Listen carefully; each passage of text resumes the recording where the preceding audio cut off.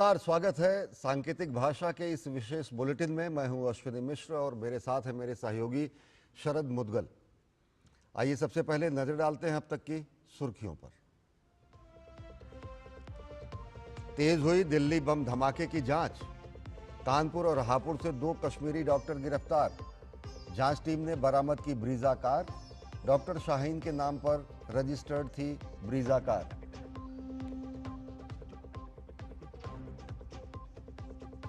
राष्ट्रपति द्रौपदी मुर्मू ने बोत्सवाना में भारतीय समुदाय को किया संबोधित। दोनों देशों के बीच भारतीय समुदाय को बताया सेतु।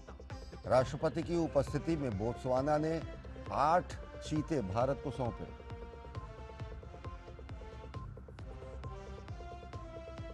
कर्नाटक की कांग्रेस सरकार को लगा झटका। हाईकोर्ट ने कलबुर्गी में राष्ट्रीय स्वयंसेवक संघ के पथ संचलन को दी अनुमति। 16 नवंबर को चितपुर में होगा पथ संचलन।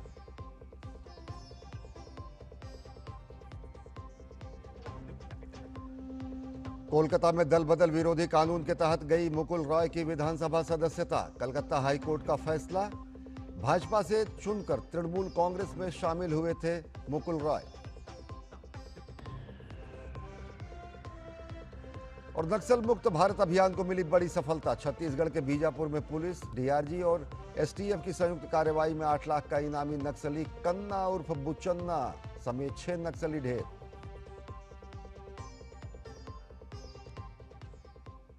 और अब देखते हैं खबरों को विस्तार से।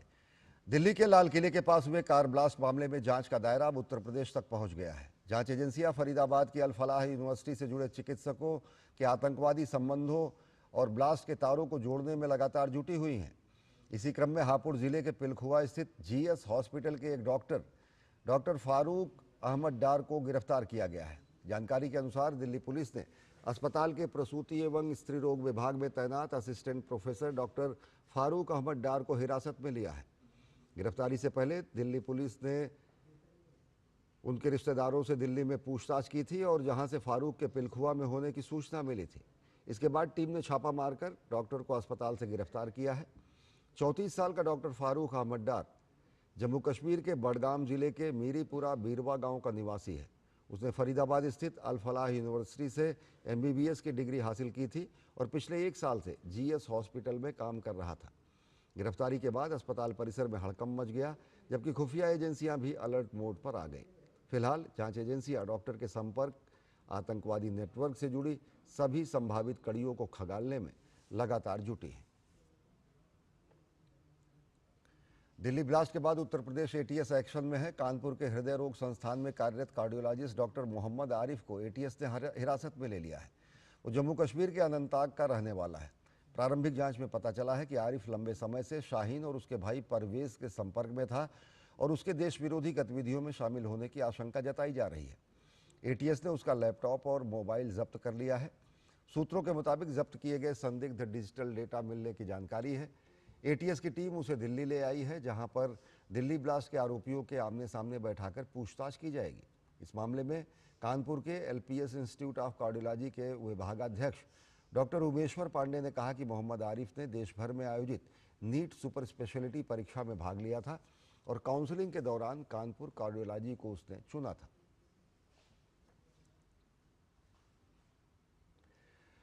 दिल्ली के लाल किला ब्लास्ट मामले में जांच एजेंसियों ने अपनी कार्रवाई तेज कर दी है। पुलिस को बड़ी सफलता मिली है। अल फलाह विश्वविद्यालय से संदिग्ध एक और कार बरामद की गई है। ये ब्रीजा कार है और आरोपी शाहीन के नाम पर रजिस्टर्ड है। पुलिस इस कार की लगातार तलाश कर रही थी। जांच में सामने आया था कि एक ब्रीजा कार ब्लास्ट के दिन आसपास के इलाकों में देखी गई थी। माना जा रहा है कि ये वाहन ब्लास्ट से जुड़े नेटवर्क की कड़ी हो सकता है। फिलहाल कार को जब्त कर लिया गया है। वहीं पुलिस शाहीन और उसके सहयोगियों से लगातार पूछताछ कर रही है। दिल्ली में लाल किले के आसपास सुरक्षा एजेंसियों ने तलाशी अभियान तेज कर दिया है। सीसीटीवी फुटेज में 10 नवंबर को संदिग्ध उमर को लाल किले के आसपास घूमते देखा गया। एनआईए और दिल्ली पुलिस की टीमें डॉग स्क्वाड की मदद से लाल किले के आसपास के इलाकों में तलाशी ले रही हैं। पुलिस को आशंका है कि ब्लास्ट से पहले उमर कहीं विस्फोटक छुपा दिया था और उसके बाद उसने विस्फोट किया है।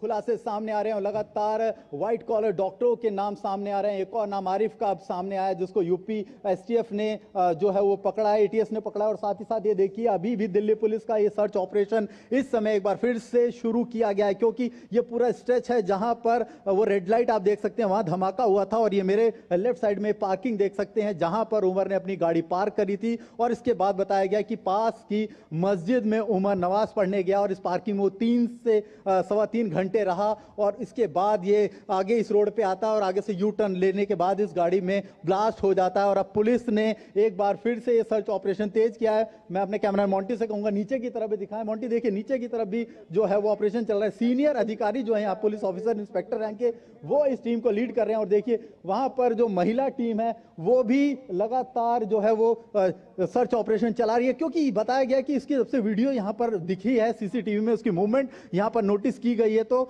ये बताने की कोशिश की जा रही है, ये पता लगाने की कोशिश की जा रही है कि आखिर क्या कुछ उसने यहाँ पर कुछ छुपा के तो नहीं रख दिया, छोड़ के तो नहीं चला गया, क्योंकि इतना बड़ा एक्सप्लोसिव था।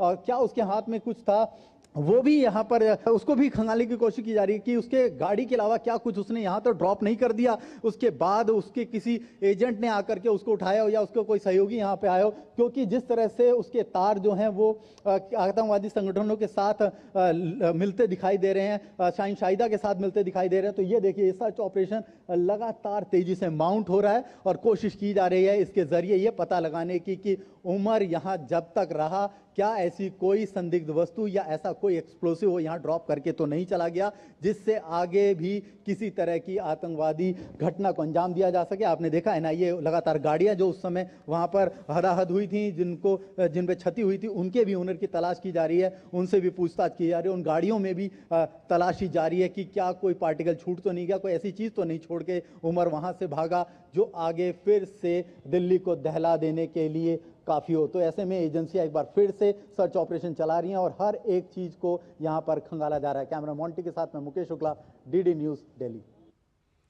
राष्ट्रीय मूल्यांकन और प्रत्यायन परिषद नैक ने फरीदाबाद स्थित अल फलाह विश्वविद्यालय को अपनी वेबसाइट पर गलत मान्यता प्रदर्शित करने के लिए कारण बताओ नोटिस जारी किया है। ये विश्वविद्यालय दिल्ली विस्फोट जांच के सिलसिले में जांच के घेरे में है। अधिकारियों ने यह जानकारी दी है। नैक ने अल फलाह विश्वविद्यालय को नोटिस जारी करते हुए कहा कि उसने पाया है कि विश्वविद्यालय न तो नैक से मान्यता प्राप्त है और न ही नैक के लिए इसने आवेदन किया है। परिषद ने विश्वविद्यालय से स्पष्टीकरण भी मांगा है और निर्देश दिया है कि वो अपनी वेबसाइट और किसी भी सार्वजनिक या वितरित दस्तावेज से नैक से जुड़ी सभी मान्यता संबंधी जानकारियां हटा ले।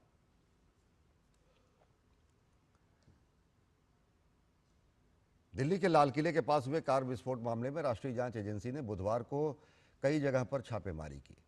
ये छापेमारी की कार्रवाई लगातार चलती रही और इस बारे में विशेष रूप से अगर बात करें तो पश्चिम बंगाल के मुर्शिदाबाद जिले में कई जगहों पर छापेमारी हुई। विस्फोट के 48 घंटे के अंदर एनआईए की टीम दिल्ली में गिरफ्तार एक संदिग्ध के फ़ोन रिकॉर्ड के आधार पर बंगाल पहुंची। जांच में पता चला कि संदिग्ध का संपर्क मुर्शिदाबाद के नवाग्राम थाना क्षेत्र के निमगांव के रहने वाले मोइनुल हसन से था, जो काम के सिलसिले में दिल्ली और मुंबई जा चुका है। माना जा रहा है कि मोइनुल अपने प्रवास के दौरान एक आतंकी मॉड्यूल के संपर्क में आया था। खुफिया जानकारी के आधार पर 7 सदस्यीय एनआईए टीम ने स्थानीय पुलिस के साथ उसके घर पर छापा मारा, कई घंटे पूछताछ की, मोबाइल और दस्तावेज जब्त किए। अधिकारियों ने बताया कि तलाशी अभियान सिर्फ निमगांव तक ही सीमित नहीं रही, मुर्शिदाबाद के अन्य इलाकों में भी छापेमारी की गई है। प्रारंभिक सुराग स्थानीय समर्थन नेटवर्क की ओर इशारा करते हैं। वैश्विक संरक्षण के लिए ऐतिहासिक कदम उठाते हुए बोत्सवाना ने आज भारत को 8 चीते सौंपे, जो दोनों देशों के बीच गहरी मित्रता का प्रतीक है। राष्ट्रपति द्रौपदी मुर्मू और बोत्सवाना की राष्ट्रपति डूमा बोको ने गबोरोन के पास मोकोलोडी नेचर रिजर्व में आयोजित एक समारोह में हिस्सा लिया। चीतों को प्रोजेक्ट चीता के तहत भारत भेजे जाने से पहले क्वारंटीन में रखा गया है, जिसका उद्देश्य 1952 में भारत में विलुप्त हुई इस प्रजाति को पुनर्स्थापित करना है। कूनों में पहले से ही 26 चीते मौजूद हैं। बोत्सवाना की ओर से उठाया गया ये कदम भारत के वन्यजीव पुनरुद्धार प्रयासों को बढ़ावा देने में अहम भूमिका निभाता है। गौरतलब है कि राष्ट्रपति द्रौपदी मुर्मू और उनकी बोत्सवाना समकक्ष डूमा बोको के बीच संयुक्त प्रेस वार्ता के दौरान इसकी घोषणा की गई थी। प्रोजेक्ट चीता एक अनूठी पहल है जिसका उद्देश्य दशकों बाद भारत में चीतों को फिर से पुनर्स्थापित करना है। खबरें अभी और भी हैं, लेकिन वक्त है एक छोटे से ब्रेक का। देखते रहिए डीडी न्यूज़।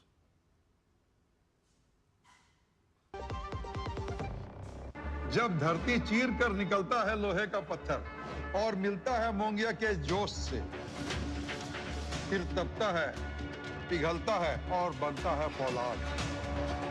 अब होता है सरिया सारी खूबियों के साथ। मोंगिया स्टील, मजबूत देश का मजबूत सरिया। अरे द्रविड़ जी, आपको गैराज छोड़ दूं? आइए।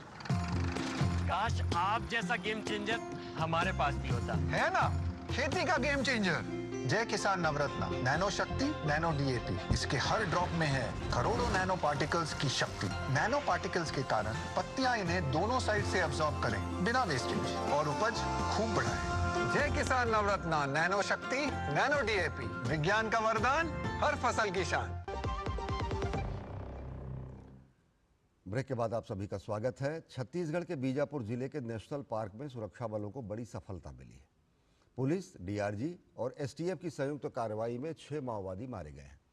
मारे गए नक्सलियों में 8 लाख रुपए का इनामी कन्ना उर्फ बुचन्ना भी शामिल है। उसके मारे जाने से इस क्षेत्र में माओवादी आतंक के एक बड़े अध्याय का अंत हो गया है। ये सफलता सुरक्षा बलों के आपसी समन्वय, सटीक रणनीति और साहसिक कार्रवाई का परिणाम है। लाल आतंकवाद के समूल नाश की दिशा में ये ऑपरेशन एक निर्णायक पड़ाव माना जा रहा है। राज्य सरकार ने प्रधानमंत्री नरेंद्र मोदी और केंद्रीय गृह मंत्री अमित शाह के नेतृत्व में 31 मार्च 2026 तक नक्सलवाद के पूर्ण उन्मूलन का लक्ष्य तय किया है और इसी संकल्प के तहत यह अभियान आगे बढ़ाया जा रहा है। सुरक्षा बल सक्षम है और तत्पर भी है क्षेत्र की जनता के जान माल को रक्षा करने के लिए। उस प्रकार का अभियान का परिणाम को माओवादी को भुगतना पड़ जाएगा। इस परिस्थिति में माओवादी के पास अभी मात्र एक ही विकल्प है, हिंसा त्याग करके समाज को मुख्यधारा में शामिल होने के लिए सामने आना चाहिए। इस बात को समझते हुए काफ़ी बड़ी संख्या में हाल फिलहाल में माओवादी कैडर्स, जिसमें सेंट्रल कमेटी मेंबर से लेकर डीकेएसएफसी और अन्य सीनियर फॉर्मेशन कैडर्स भी हिंसा त्याग करके समाज की मुख्यधारा में शामिल हुई। लेकिन शेष अन्य जो माओवादी कैडर अभी भी जंगल में बंदूक के बल पर हिंसात्मक गतिविधि अंजाम देने के लिए कोई कोशिश कर रहा है, उनके पास भी एक ही विकल्प है। प्रवर्तन निदेशालय ने छत्तीसगढ़ के शराब घोटाला मामले में बड़ी कार्रवाई की है। ईडी ने पूर्व मुख्यमंत्री भूपेश बघेल के बेटे चैतन्य बघेल की 61.20 करोड़ रुपए की संपत्ति अटैच कर दी है। ईडी के अधिकारियों के मुताबिक अटैच की गई संपत्ति में 364 आवासीय प्लॉट और कृषि भूमि के टुकड़े शामिल हैं, जिनकी कीमत 59.96 करोड़ रुपए है। इसके अलावा 1.24 करोड़ रुपए की चल संपत्तियां, बैंक बैलेंस और फिक्स डिपॉजिट भी जब्त किए गए हैं। इस मामले में अब तक कुल 276 करोड़ रुपए की संपत्ति जब्त की जा चुकी है। पश्चिम बंगाल में भारतीय जनता पार्टी छोड़कर तृणमूल कांग्रेस का दामन थामने वाले मुकुल राय को बड़ा झटका लगा है। कलकत्ता हाईकोर्ट ने मुकुल राय की विधानसभा सदस्यता को रद्द कर दिया है। दल बदल विरोधी कानून के तहत मुकुल राय की सदस्यता को गंवानी पड़ी है। दरअसल मुकुल राय मई 2021 में भारतीय जनता पार्टी के टिकट पर विधानसभा चुनाव जीते थे। इसके बाद अगस्त में वो तृणमूल कांग्रेस में शामिल हो गए। जस्टिस देबांशु बसक की अध्यक्षता वाली खंडपीठ ने मुकुल राय को विधानसभा के सदस्य के रूप में अयोग्य घोषित कर दिया। ये निर्णय विपक्ष के नेता शुभेंदु अधिकारी और बीजेपी विधायक अंबिका रॉय की याचिका पर दिया गया है। ये कॉन्स्टिट्यूशन का जीत है। कॉन्स्टिट्यूशन का 10th शेड्यूल में जो पार्टी स्विच ओवर करेगा उसका तुरंत मेंबरशिप चला जाना चाहिए, नहीं तो रेजिग्नेशन दे देना चाहिए। ये ममता बनर्जी का सरकार और उनकी पार्टी 2011 से अब तक 50 से ज्यादा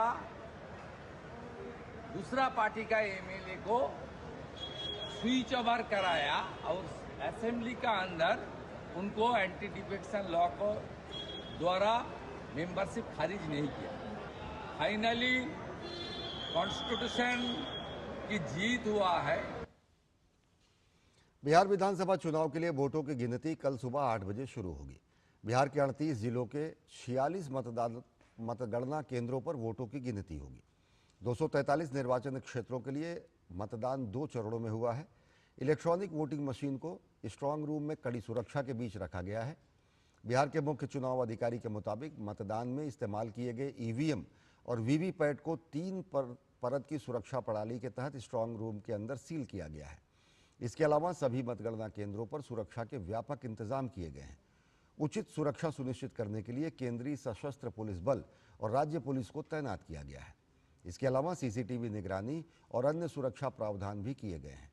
विधानसभा क्षेत्रों में चुनाव के लिए तैनात पर्यवेक्षक भी मतगणना प्रक्रिया की निगरानी के लिए मतगणना केंद्रों पर मौजूद रहेंगे। बिहार में जनादेश से पहले पोस्टर वार चर्चा में है। आरजेडी और जेडीयू दफ्तर के बाहर लगे पोस्टर चर्चा का विषय बने हुए हैं। हमारे डीडी न्यूज संवाददाता शैलेंद्र मिश्र ने इसकी खास पड़ताल की है।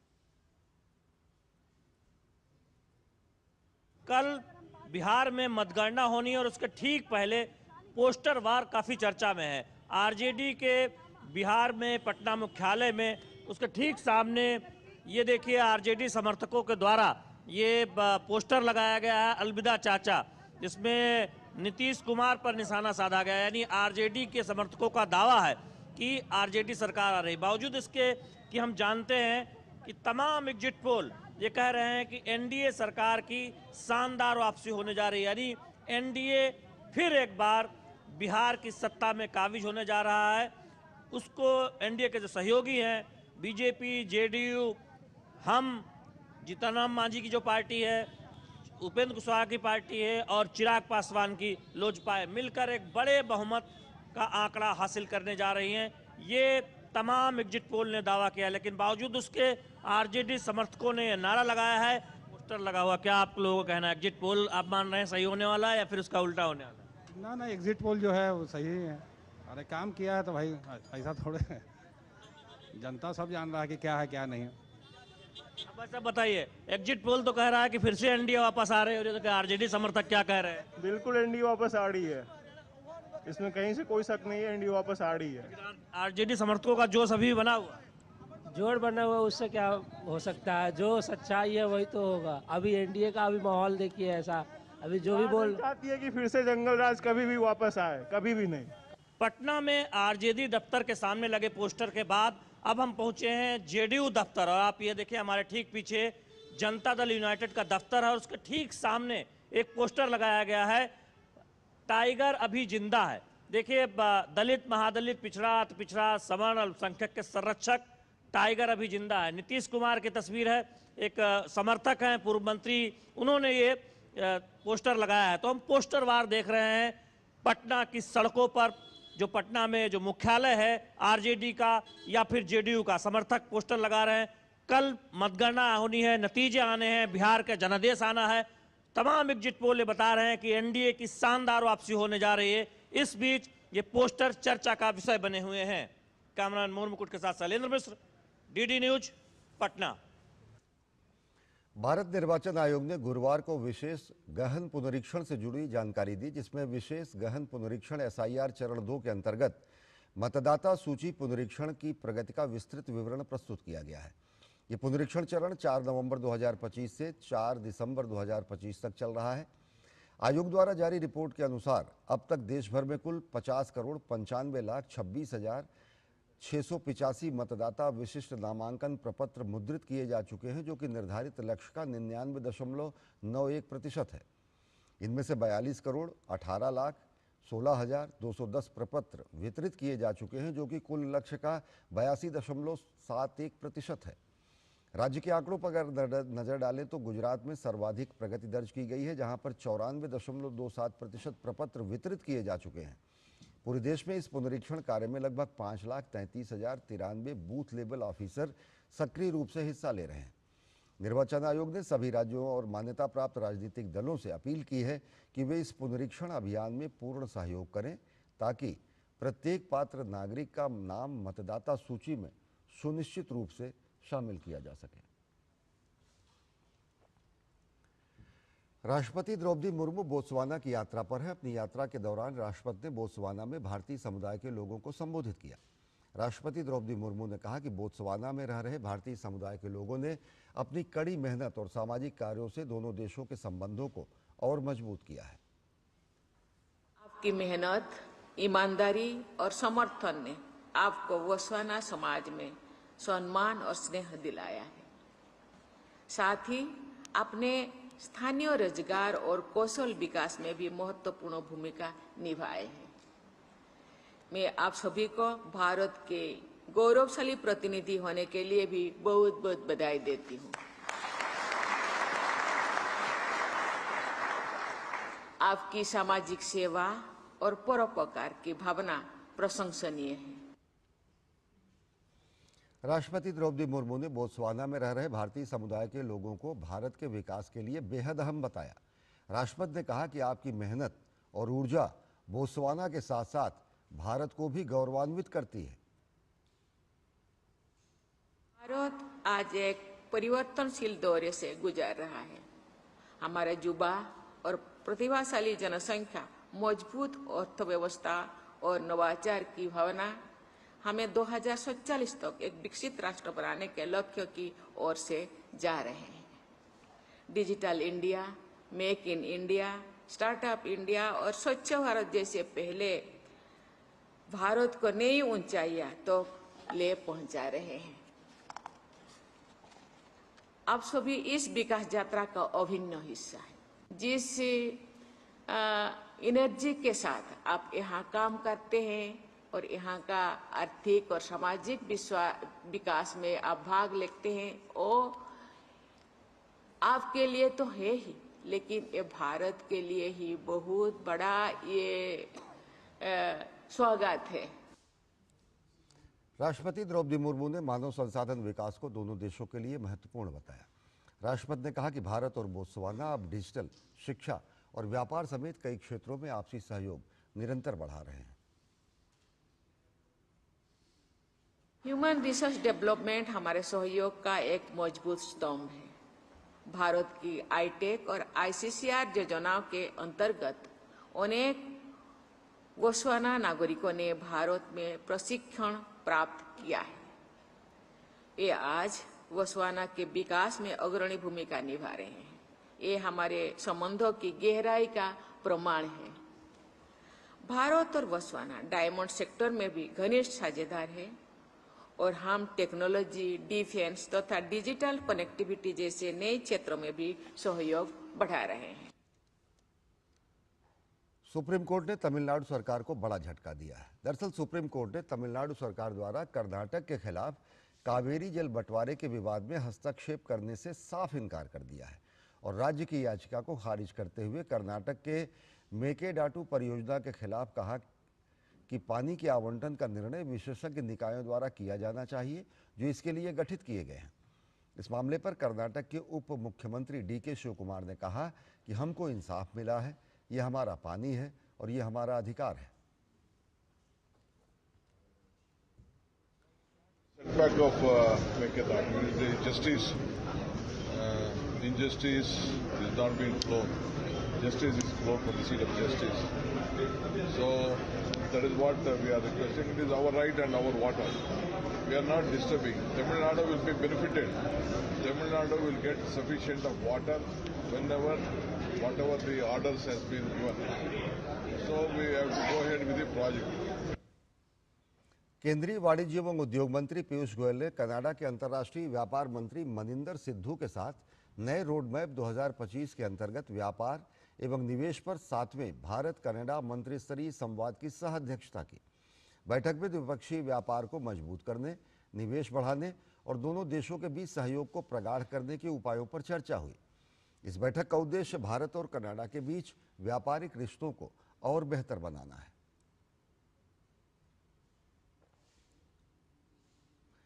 जयपुर के ऐतिहासिक आमेर फोर्ट में बुधवार शाम खेलो इंडिया यूनिवर्सिटी गेम्स 2025 के लोगो, मैस्कट, एंथम, टॉर्च और जर्सी का शानदार अनावरण हुआ।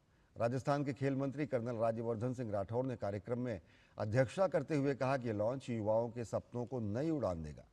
ये आयोजन राजस्थान के 7 शहरों जयपुर, उदयपुर, जोधपुर, कोटा, अजमेर, भरतपुर और बीकानेर में होगा।